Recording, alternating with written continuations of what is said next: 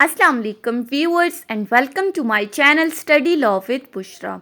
So in today's video we are going to discuss the topic of section 346 and 347 of Criminal Procedure Code 1898 and the basic difference between these two sections.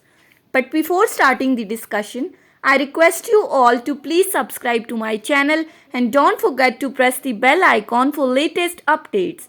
Do share this video with your friends and don't forget to comment your feedback. So let's move towards the discussion. Section 346 and 347 of CRPC. Starting with section 346. Section 346 basically deal करता है procedure where the magistrate cannot dispose of the cases. इस section के title को अगर आप देखें तो इस सेक्शन में सिंपली हमें ये बताया हुआ है कि मैजिस्ट्रेट के लिए क्या प्रोसीजर होगा जिन केसेस में वो केसेस को डिस्पोज ऑफ नहीं कर सकता. डिस्पोज ऑफ करने से मुराद क्या है कि फाइनल जजमेंट देना. जहां पर केस आपके पास आया है उसको सुनने और सुनने के बाद जब ऑनरेबल कोर्ट फाइनल ऑर्डर देती है तो उसको कहते हैं डिस्पोज ऑफ. सो सेक्शन की अगर हम डायरेक्ट लैंग्वेज की तरफ आएं तो ये सेक्शन कहता है कि अगर इफ ड्यूरिंग इंक्वायरी और ट्रायल, अगर इंक्वायरी और ट्रायल के दौरान, इंक्वायरी क्या है? Inquiry is the proceeding which is conducted by a magistrate or a court in order to determine the truth or falsity of certain fact or in order to determine the truth of the evidences brought before him. तो inquiry कौन करता है? Magistrate. अगर inquiry के दौरान या फिर trial, trial हम कहते हैं judicial proceedings which ends in conviction और एक्विटल.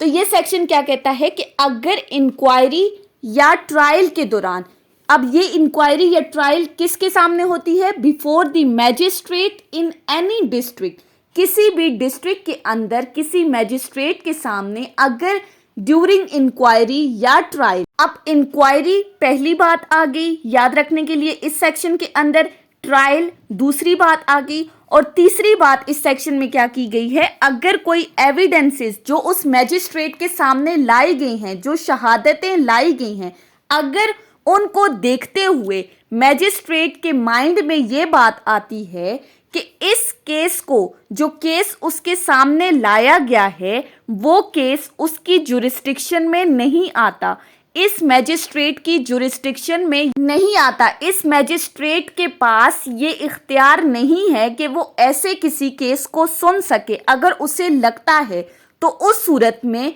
वो क्या करेगा?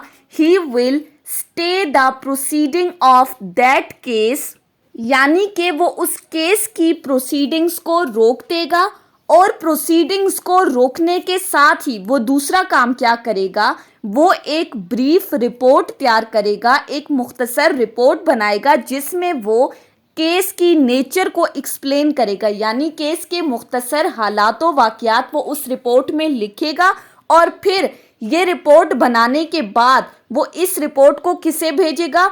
He will submit that report to the session judge. सबसे पहली बात याद रखने की, या तो सेशन जज को भेजेगा या फिर any other magistrate having the jurisdiction, या फिर किसी भी मुतलका मैजिस्ट्रेट को जो कि इस केस को कंडक्ट करने का मजाज होगा. पहली बात, या तो सेशन जज के पास जाएगी या फिर उस मैजिस्ट्रेट के पास जिसको इस केस के सुनने की जुरिस्डिक्शन हासिल है. और ये तो पहली क्लॉज आ गई. दूसरी क्लॉज क्या कहती है? अब कोई भी मैजिस्ट्रेट जिसको ये रिपोर्ट भेजी गई है, यानी कि जिसके पास इख्तियार है इस केस को सुनने का, वो एम्पावर्ड है, उसको ये पावर दी गई है कि या तो वो इस केस को खुद सुनेगा या फिर इस केस को किसी कोर्ट ऑफ सेशन या हाई कोर्ट को सुनने के लिए भेज देगा. ये सेक्शन 346 की दो क्लासेस हैं. अब ये जो सेक्शन है, इस सेक्शन की प्रोविजंस कब अप्लाई होंगी, कब मैजिस्ट्रेट के पास इख्तियार नहीं होगा? सबसे पहली बात, जहां पे ऑफेंस जो कमिट हुआ है वो कोई ऐसा ऑफेंस है जिसमें मैजिस्ट्रेट के पास कॉम्पिटेंसी नहीं है इसको सुनने की, या फिर दूसरी बात, अगर वो मैजिस्ट्रेट इस केस के अंदर पर्सनल उसका कोई इंटरेस्ट है, या फिर तीसरी बात, और he is otherwise incompetent to deal with. अगर ये तीन सिचुएशंस आएंगी तब सेक्शन 346 अप्लाई होगा। एक ब्रीफ रिपोर्ट तैयार होगी, मैजिस्ट्रेट सेशन जज को भेजेगा या किसी भी दूसरे मैजिस्ट्रेट को। अब नेक्स्ट आता है हमारे पास सेक्शन 347। सेक्शन 347 भी बिल्कुल इसी तरह से है। इसमें क्या कहा गया है, procedure when after the commencement of trial. अब यहां क्या बात हुई है, commencement of trial, trial start हो गया है। If the magistrate finds out that case should be tried by court of session और हाई कोर्ट।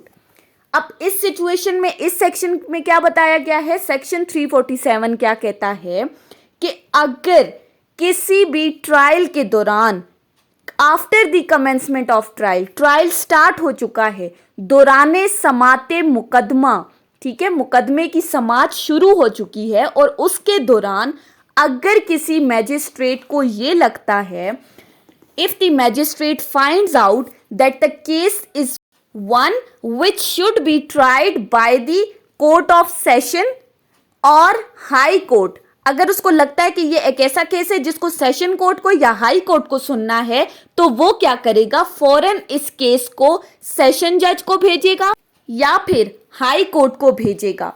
अब आप लोग सोच रहे होंगे कि सेक्शन 346 और 347 में तो सेम बात लिखी हुई है कि मैजिस्ट्रेट के पास जुरिस्डिक्शन नहीं है।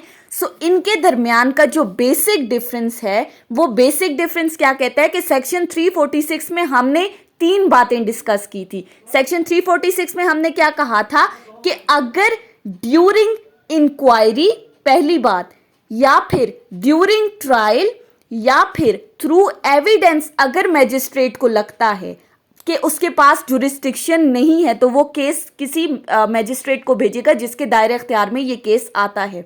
जबकि सेक्शन 347 में हम क्या कह रहे हैं कि अगर ट्रायल जो है वो स्टार्ट हो चुका है, ट्रायल मुकदमे की समात हो गई है, लेकिन बिफोर साइनिंग द जजमेंट, यानी जजमेंट पास करने से पहले अगर किसी मैजिस्ट्रेट को यह लगता है कि इस केस को तो हाई कोर्ट को या सेशन जज को सुनना चाहिए, तो वो फौरन इसे ट्रांसफर कर देगा। किसको ट्रांसफर करेगा, या सेशन जज को या हाई कोर्ट के जज को ट्रांसफर करेगा। सो ये इन दोनों सेक्शंस के दरमियान का बेसिक डिफरेंस है। ये थी हमारी आज की डिस्कशन सेक्शन 346 और 347 के ऊपर। आई होप कि आपको ये टॉपिक समझ में आया होगा। अगर आपने इस वीडियो को अटेंटिवली सुना है तो अगर आपको ये वीडियो अच्छी लगी है तो इस वीडियो को लाइक करें, कमेंट करें, चैनल को सब्सक्राइब करना ना भूलें और ज़्यादा से ज़्यादा अपने फ्रेंड्स के साथ शेयर करें। Thank you so much for watching. Till then, अल्लाह हाफिज़।